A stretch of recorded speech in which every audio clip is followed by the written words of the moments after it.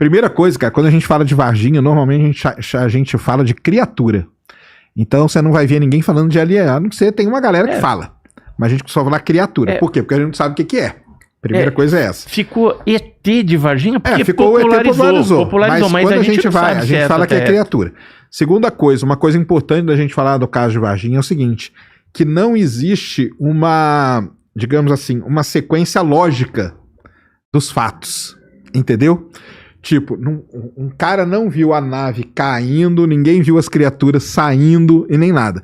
O que você tem é um relato de alguma coisa passando e depois relato de coisa acontecendo pela cidade. Por exemplo, algumas criaturas... Ou vendo, capturando... Ou foram no zoológico e pegaram o bicho, ou algumas foram quase que atropeladas numa estrada, outras foram capturadas não sei aonde, outra talvez foi avistada pelas meninas lá no terreno, entendeu?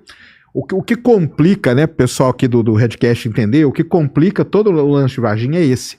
Que é como se você tivesse com um quebra-cabeça e com as pecinhas... Montando o quebra-cabeça, isso aí mesmo. um quebra-cabeça. Por quê? Porque você tem peças que estão soltas. Claro. Você não tem uma...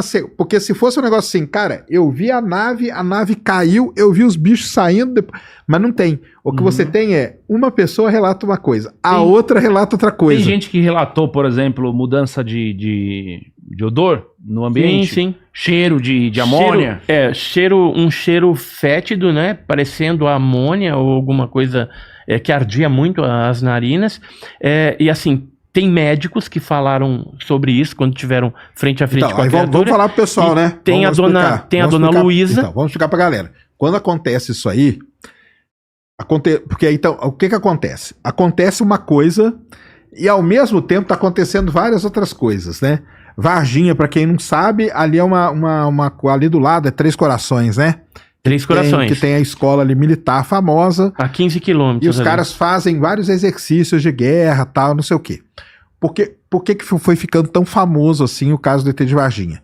Porque, de novo, né? Para o pessoal entender, é um quebra-cabeça. Não existe uma sequência lógica das coisas. Assim, a gente vai... Porque o pessoal, o Edson, por exemplo, que é um cara estudioso de lá, ele tenta colocar isso. Mas para o pessoal entender, foi acontecendo essas coisas e de repente começam a chegar militares na cidade. Então você vai ter... Por que a gente fala tanto de militar no caso de Varginha? Porque teve, né? Militares chegaram da cidade, teve médicos que foram envolvidos na parada e tudo. Como eram algumas criaturas espalhadas, então uma pode ter ido para, sei lá, para Juiz de Fora, uma pode ter ido para o hospital ali de Varginha, uma pode ter ido lá para Campinas... Lá foram três. Né? Lá com o Badan Palhares. Então, essas coisas começaram a se espalhar. E aí fica muito difícil você montar, estou falando isso aqui para o pessoal entender o contexto da parada, entendeu? Por que fica muito difícil você montar essa coisa? Porque hoje, quando você chega para conversar com um cara que é um cara militar, o cara é sempre essa história, cara. Tipo, a gente nem sabe. Talvez o Edson tenha conversado com um cara que estava presente, mas ele talvez não fale. Ele fala assim, então, e você tava lá? Cara, não, ó, sabe o Júnior? Então, eu conheço o Júnior tava lá. E ele viu tal coisa. E ele fez não quer colocar o nome dele, né? Assim, talvez, a gente não sabe, né? Eu conversei com pessoas que estavam na cena do crime, mas só que por questões de ele ter assinado um termo de confidencialidade militar, ele não vai se expor para ser... Ele assinou com o governo. Não, com os militares na época. Então o governo pediu para a pessoa assinar. No caso militar. Ah, sim. O comando, você tá falando do governo. Eu tô querendo dizer assim, como se fosse militar. Mas não foi a pessoa, a pessoa física, foi a instituição. Não, a instituição. O exército. E aí, por exemplo, esse pessoal, alguns ainda estão trabalhando, né, fazendo curso, né, para ser monitorado ali. Esse é outro e problema. Outros que já estão fora, eles... Às vezes tem familiares que ainda estão trabalhando, às vezes ainda tem gente relacionada que tá... Filhos que acabaram servindo. Eu tive na casa de uma senhora que ela viu, né, a foto e tudo mais, a partir da mulher de um sargento lá da ESA. E aí o filho dela era militar ainda, né? E aí ela só topou a gente gravar ela e o filho, né?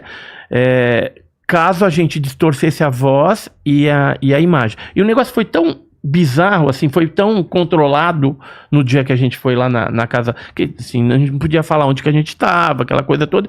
Tinha um quadro na parede e o filho, né, o militar, estava ali assim, né, de braço cruzado. Ele falou assim, ó, esse quadro não pode aparecer, senão vão identificar que é a casa da minha mãe. Entendeu? Então, cara, tem tudo uma noia gigantesca, cara. Aí eu gravei, eu e o meu filho, né? A gente gravou o negócio, nós editamos lá. Aí ele fala, essa parte aqui não pode estar.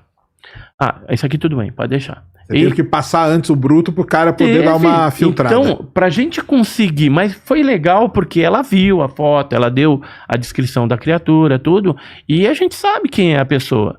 Sabe que tá falando a verdade, que aconteceu de fato. Voltando só no negócio dos médicos. Tem o doutor Fernando, que foi envolvido nisso, tem o diretor do hospital... fez a autópsia. Ou que fez a autópsia. Não, que fez a autópsia é o Badam Palhares. Aí já é em Campinas. Mas eu tô te mostrando, isso aqui é um enfermeiro lá do Humanitas que viu a criatura. Porque teve gente que só viu, cara. Tipo assim, tem uma das criaturas, ela chegou a ser atropelada. Entendeu? Esse aqui tratou. Isso. Então tem a perna da criatura. Que eles eram ortopedista, ou foi um ou foi outro. É que um empurra pro outro empurra pro outro. Um tava na escala, mas ele falou, eu tava na escala, mas foi ele que tava trabalhando. É esse que... Ninguém quer assumir. Então, essa que é a dificuldade com o negócio de Varginha, pra galera entender. O doutor Ovair, que é um desses, ele publicou no Facebook dele um livro que ele recebeu do doutor Roger Carleir, que é esse cara aqui.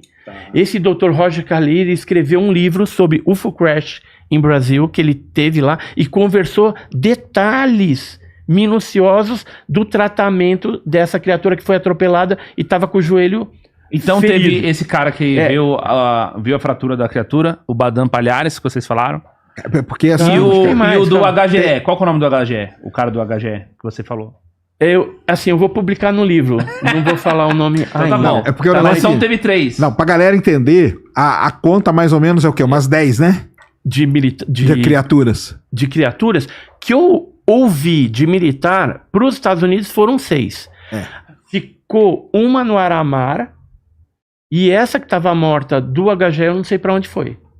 Entendeu? Entendeu? Porque não é uma criatura. Foram. Porque também. Mas tem gente que viu 10 criaturas. Então, esse número também não é preciso. Entendeu? Quantas são? Sei lá. Eu consigo provar 5. 5 eu consigo provar.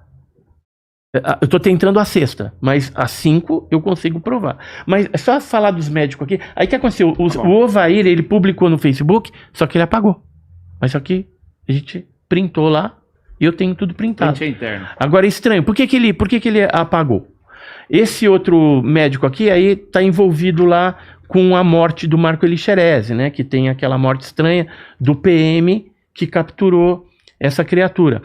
Na questão de Campinas, quando as 3 criaturas foram para Campinas, a gente tem o envolvimento do Badam Palhares, que é bem conhecidíssimo, e do Conradin Metz, que é um alemão que trabalhava ali junto com a mulher, aquela coisa toda, na parte subterrânea ali do Hospital das Clínicas, que é uma área mais controlada. Na verdade não foi no IQ, foi no Instituto de Química. Lá tem a sala e tudo, então, que o pessoal fala. Então, mas deixa eu te contar o que aconteceu. Eu conheci uma pessoa, Margarete, só me fala qual shopping que é, que eu sempre esqueço o nome daquele. Ibirapuera. Eu tava no shopping, tinha participado de um podcast, a gente foi tomar um café no shopping Ibirapuera, aí uma pessoa me abordou, tava com a esposa e os filhos, aí falou assim, olha, eu tenho que te contar um negócio sobre Varginha. Eu falei, senta aí e tal, né? Cara, é muito bom. É bom, né? E isso em São Paulo. Aí o cara sentou lá, um senhor já, eu tenho o contato dele e tudo, e ele falou assim, sabe o que aconteceu? Naquela época, eu era namorado da sobrinha do Badam. E a gente se reunia nas festas, né, de aniversário, de final do ano, etc e tal, a gente reunia a família. Naquela época, o Badam não bebia. Era muito raro ele beber um vinho, alguma coisa assim. Hoje ele bebe todas, mas naquela época ele não bebia. Hoje ele tá quase morrendo. E aí, conversa vai, conversa vem, ele acabou tomando um vinhozinho, tava meio alto. Aí a família perguntou pra ele, ô Badam, essa história que estão falando aí que vem um ZT pra cá, não sei o que, né, pra Unicamp, que você mexeu e tal. Aí ele falou, eu vou falar uma única vez e depois não vou falar nunca mais. Se vocês me perguntar, eu não tenho autorização pra falar. Mas como é família e tudo mais, vou falar. Ele falou, chegou 3 seres aqui, um morto, que a gente levou pro HC, pro Hospital das Clínicas, lá para baixo, que o Conradinho Metz e ele fizeram lá as necrópsias. Chegou um vivinho da Silva, muito bem, que a gente colocou no IFISH. A gente resolveu colocar separado, porque física pra galera que não sabe. No IFISH tinha uma área lá, eles colocaram esse vivo. É onde você trabalha? E o outro vivo que estava machucado, tinha um vivo machucado, colocaram na patologia avançada. Eu tive em todas essas áreas. Legal. Depois para checar, e tenho também depoimentos de pessoas que viram essa criatura lá também. Então isso ele contou para a família. E depois nunca mais ele citou. Aí eu falei assim, e aí o Badan, como é que tá? Ah, ele tá aposentado, tá super bem, ganhou uma grana dos americanos naquela época, né? Me aposentou super bem. E ele não vai falar. Né? Eu falei, será que ele não toparia agora? Que já passou, né, 29 anos e tal. 28, acho que foi quando a gente conversou com ele. Aí ele falou, olha, eu acho que ele não vai falar não, né? Tá velhinho agora, né? Tá velhinho. Pela grana que ele ganhou pra ocultar isso. Mas ele deu alguma declaração pública na época? Então, sempre que não... Sempre. E ele pegou aquele jornalista, como que era o nome dele? Um jornalista famoso que fez uma matéria bem... Marcelo Rezende? Não. Um de cabelo branco, esqueci o nome dele. Mas ele fez um programa bem legal sobre Varginha, e aí... Esse apresentador foi para a Unicamp e o Badan, em vez de levar no lugar, certo? Levou no negócio onde tinha as ossadas de perus lá. Ah, sim. Aí falou, foi aqui, não sei o quê. É que ele trabalhou, não, aqui, o Badan que eu estava trabalhando nas ossadas de perus e não sei o quê. Deu um perdido. Mas ele falou o quê na reportagem, o Badan?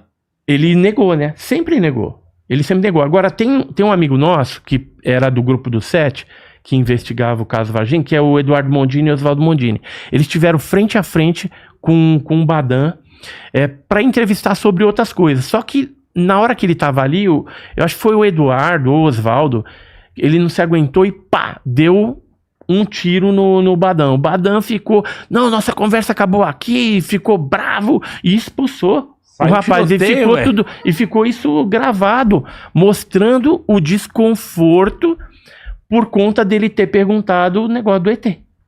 Né? Então você via ali nitidamente pela ação, a reação, né, do Badan Palhares, que ele estava escondendo alguma coisa. Tem um pessoal que acha que o ET ainda continua lá, né?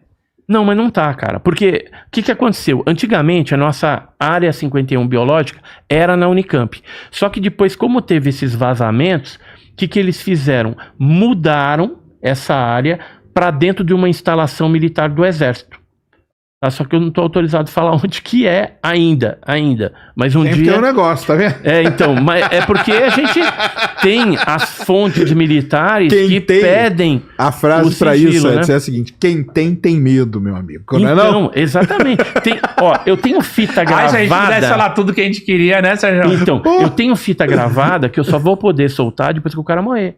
Que ele falou assim, a hora que eu morrer, aí você pode colocar no seu canal. Cara, assim, fazendo um paralelo pra galera, é mais ou menos o que aconteceu agora com a liberação dos documentos do Kennedy, entendeu? Por que não era liberado antes? Porque sempre tinha alguém vivo, ou era alguém que estava vivo e trabalhava, ou era um parente do fulano, do cicrano, que trabalhava não sei aonde. Então, o caso de Varginha, é isso aí. E pro pessoal entender, né, que a gente fala tanto da fita, a fita, o pessoal fica zoando.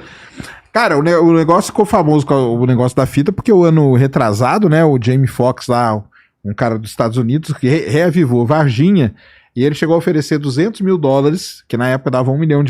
$1 milhão, mais ou menos. Pra quem entregasse pra ele a fita original, autenticar, tudo bonitinho e tal. E aí virou uma caçada atrás da fita. E a fita, como que tá, Edson? Conta novidades da fita. Tá com a família, mas a família não quer $1 milhão. $1 milhão pra ela é uma família abastada, é uma família de um médico que já faleceu, a gente sabe quem é tudo, mas não querem... Vamos explicar aqui. Não é do Badan, então. Não é do Badan. A fita? Essa é lá a fita é uma gravação, é uma gravação que foi feita dentro do hospital, né? Do Hospital Humanitas. Não. É, no Hospital Humanitas. É porque teve filmagem no Hospital Regional também e teve no Humanitas. Teve nesse HGE e teve no Humanitas. São 2 hospitais que tem no HGE e deve ter tido, eu acredito. Mas eu não tenho informação de fita lá no Juiz de Fora. regional e Humanitas, que era o mesmo diretor. Era o Uzier Leite, Adilson Uzier Leite. Ele era o diretor dos 2 hospitais, por isso que facilitou todo esse trâmite aí. Agora, um detalhe legal da gente comentar do caso Varginha é o seguinte: tinha um advogado, algum tempo atrás, quando o caso fez 25 anos, porque o caso foi classificado como ultra secreto. Então, ultra secreto é 25 anos.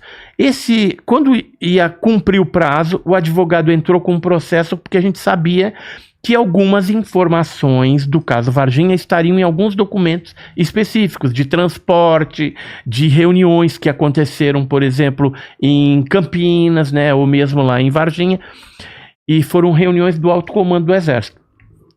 Quando se solicitou esses documentos, o que o Exército fez?